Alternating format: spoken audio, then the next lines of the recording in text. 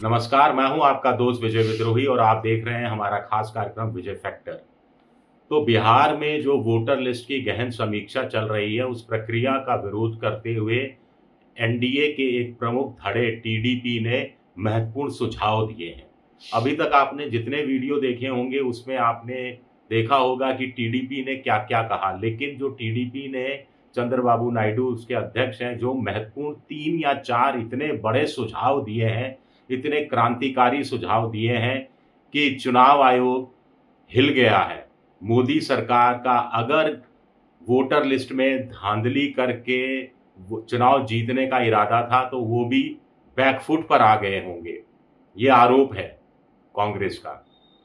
मोटे तौर पर आज इस वीडियो में हम ये देखने की कोशिश करेंगे और ये वीडियो आप पूरा अंत तक देखिएगा, जो आपको आसानी से चीजें समझ में आएंगी कि चंद्रबाबू नायडू ने इस तरह की कुछ सवाल उठाए हैं, इस तरह की कुछ मांगे रखी हैं जो चुनाव आयोग के लिए भी मुश्किल है पूरी करना और मोदी सरकार के लिए तो लगभग असंभव है।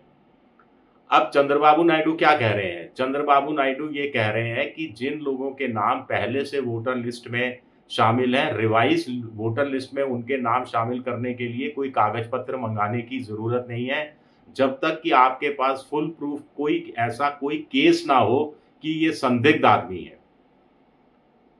आगे वो इसके साथ जोड़ रहे हैं कि ऑडिट कराई जानी चाहिए, वोटर लिस्ट की ऑडिट पहली बार।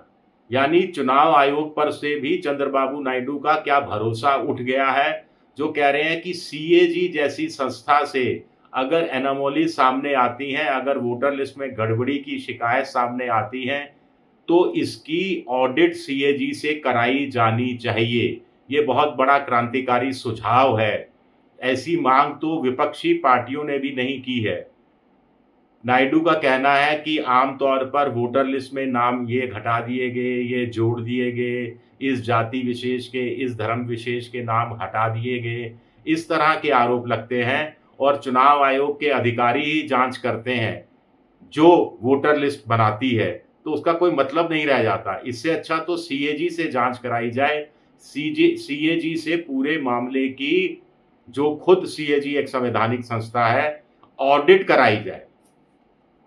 अब इसको चुनाव आयोग मानेगा, मोदी सरकार इसको मानेगी, नया कानून लेकर आएगी, लाना तो चाहिए। लेकिन चुनाव आयोग ने तो सुप्रीम कोर्ट का आग्रह नहीं माना, जिसमें सुप्रीम कोर्ट ने आग्रह किया कि साहब मतदाता सूची में नाम जुड़वाने के लिए जो 11 तरह के दस्तावेज मांगे जा रहे हैं उसमें आधार कार्ड भी शामिल कर लो, राशन कार्ड भी शामिल कर लो और खुद चुनाव आयोग का वोटर आई कार्ड भी शामिल कर लो। इस पर भी कोई लिखित में कोई संदेशा अभी तक तो कम से कम चुनाव आयोग की तरफ से नहीं आया है। आगे एक महत्वपूर्ण बात उन्होंने ये कही है, सुझाव दिया है कि चुनाव आयोग को अपनी वेबसाइट पर पूरी पारदर्शिता के साथ जिलेवार, डिस्ट्रिक्ट वाइज पूरी सूची छापनी चाहिए कि किन लोगों के नाम उस जिले में काटे गए और क्यों काटे गए। रीजन भी, स्पेसिफिक रीजन भी दिया जाए और किन लोगों के नाम जोड़े गए तो क्यों जोड़े गए। अब ये काम चुनाव आयोग कैसे करेगा? चुनाव आयोग तो मतदाता सूची तक देने से इनकार कर रहा है कांग्रेस को और विपक्षी पार्टियों को, वीडियो देने से इनकार कर रहा है कि ये गोपनीयता है, वोटरों की प्राइवेसी का सवाल है। अगर ये सुझाव मान लिया जाता है तो वोटर लिस्ट पूरी तरह से पारदर्शी हो जाएगी और अगर मोदी सरकार कोई गड़बड़ी करने का इरादा भी रखती है तो उस पर पूरी तरह से पानी फिर जाएगा। ये एक बहुत महत्वपूर्ण सुझाव है और टीडीपी के सुझाव से कुछ ज्यादा मानना चाहिए, क्योंकि अगर वो अड़ गए और वो अड़ भी जाते हैं, फॉलो अप भी करते हैं और बार बार ये मांग की गई या मानसून सत्र के दौरान संसद के अंदर टीडीपी के सांसदों ने ये मांग कर दी, तो सरकार के पास क्या बचेगा? चुनाव आयोग को अपना चेहरा कहां छुपाएगा आयोग? 2 आपको मैंने बता दिए, एक तो सीएजी से ऑडिट करवाई जाए, दूसरा जिलेवार मतदाता सूचियों का वेबसाइट पर प्रकाशन हो जिसमें बकायदा कारण बताया जाए कि नाम काटा तो क्यों काटा, नाम जोड़ा तो क्यों जोड़ा।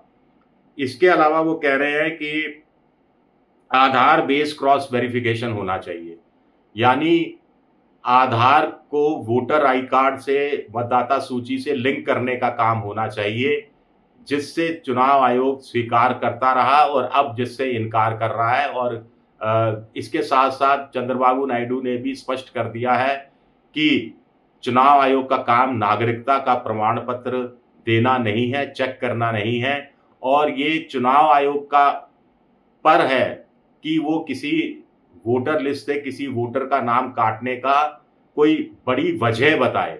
वोटर को अपना वोटर होने का सबूत नहीं देना, चुनाव आयोग को सबूत देना है कि ये वोटर अब वोटर नहीं रहा। आगे एक और महत्वपूर्ण सुझाव है उनका। अभी देखिए काम कौन कर रहा है, बीएलओ कर रहे हैं, बीएलओ फॉर्म ले रहे हैं, बीएलओ फॉर्म भर रहे हैं, बीएलओ फॉर्म अपलोड कर रहे हैं, और हस्ताक्षर किसी के हैं किसी के नहीं हैं, किसी से आधार कार्ड मांगा जा रहा है, मोबाइल नंबर लिखवाया जा रहा है, किसी से कुछ भी नहीं मांगा जा रहा है, मुसलमानों से फॉर्म दिया ही नहीं जा रहा, ऐसा आरोप लग रहा है। मुझे नहीं मालूम कितनी सच्चाई है। सवर्ण जातियों को ज़्यादा फॉर्म दिए जा रहे हैं, एक फॉर्म दिया जा रहा है जबकि 2 फॉर्म दिए जाने चाहिए। प्राप्ति की सूचना भी दी जानी चाहिए, यानी एक फॉर्म आप रखिए, दूसरा फॉर्म वोटर को दीजिए, ताकि उसके पास सबूत रहे कि उसने बाकायदा फॉर्म भरा था। लेकिन बीएलओ पर की कार्रवाई पर कोई उनके खिलाफ कोई कार्रवाई होगी नहीं होगी, गलत काम किया तो। ईआरओ इलेक्ट्रोल जो ऑफिसर है, इलेक्ट्रॉल रजिस्ट्रेशन ऑफिसर्स हैं, डीईओ डिस्ट्रिक्ट इलेक्शन ऑफिसर्स हैं। चंद्रबाबू नायडू यहां कह रहे हैं कि अगर मतदाता सूची में जानबूझकर कुछ लोगों के नाम काटने, कुछ लोगों के नाम जोड़ने का काम बीएलओ करते हैं, ईआरओ करते हैं, बीएलओ का नाम नहीं लिया उन्होंने, डीईओ करते हैं, ईआरओ करते हैं, तो उनके खिलाफ एक्शन होना चाहिए, दंड की व्यवस्था होनी चाहिए, किसी तरह का सजा का प्रावधान होना चाहिए। ये भी महत्वपूर्ण सुझाव है। इस पर अगर अमल होता है तो ये डरेंगे, इनको लगेगा कि किसी सत्तारूढ़ पार्टी का हित में काम करना तो आसान है, लेकिन अगर गर्दन नपी तो सत्तारूढ़ पार्टी भी बचाने के लिए नहीं आ पाएगी और नौकरी जाती रहेगी या सस्पेंड होना पड़ेगा, बदनामी अलग से झेलनी पड़ेगी।